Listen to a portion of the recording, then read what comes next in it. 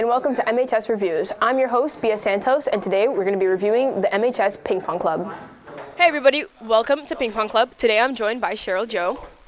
Hey Bia. I'm going to ask you a few questions about your favorite things about the club. So, how frequently does the club meet?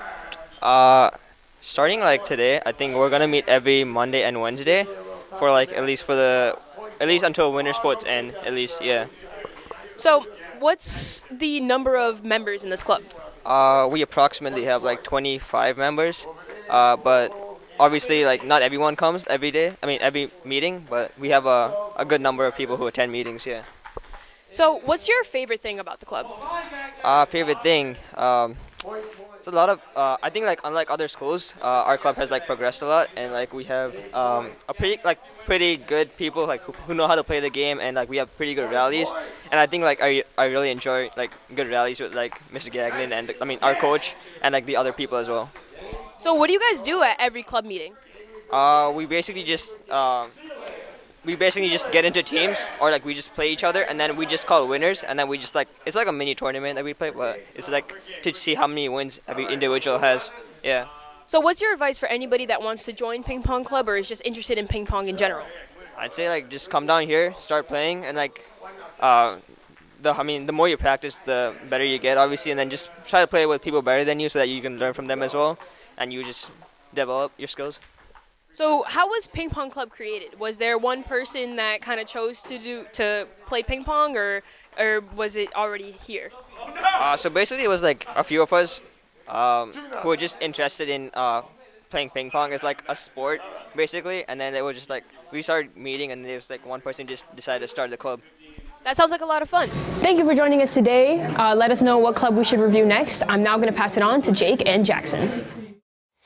Thank you, Bia. I'm Jake. I'm Jackson. And today we'll be discussing Drake's 8th and newest studio album made by OVO Records, For All the Dogs. So let's jump right in with some facts about the album. The first fact is that Drake's son, Adonis, made the cover of the album, which is why it looks kind of weird, and also featured in the song Daylight, closer to the end of the song.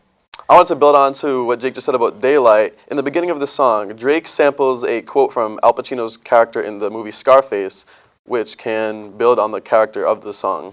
This album also makes Drake tie Michael Jackson for the most hits as a male artist of all time. So that's pretty nice, but at the same time, Drake has announced that he won't be making music for a while. So what are your favorite songs on the album? For me, I gotta say Virginia Beach or Rich Baby Daddy, because I like more uptune songs where they go more like switching from beat to beat instead of saying with the same flow the whole time, which I'm not currently into. And how about you? What's your favorite song? I'm personally not a fan of Rich Baby Daddy. Sexy Red isn't my favorite. I gotta go on that, but SZA She is good on that. Personally, 8 AM in Charlotte and First Person FPS with J. Cole are two of the best songs on the album, in my opinion. FPS was the song that, of course, tied Drake with Michael Jackson for #1 all-time hits. And the end of the song, he actually throws a jab at people like comparing him to Michael Jackson, saying that he's one away from him, so leave him alone. Like stop, don't make a discussion. And at the same time, 8 AM in Charlotte's more of a laid-back song compared to compared to first-person shooter. So it's a much more how you're feeling. But a song I don't like is Daylight. That features Adonis because he's kind of annoying. Don't talk to my man like that.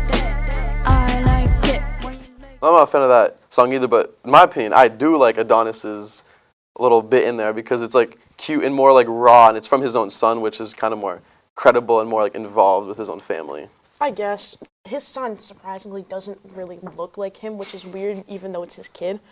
But overall, I think the album's pretty good. I'd give it around 7 out of 10.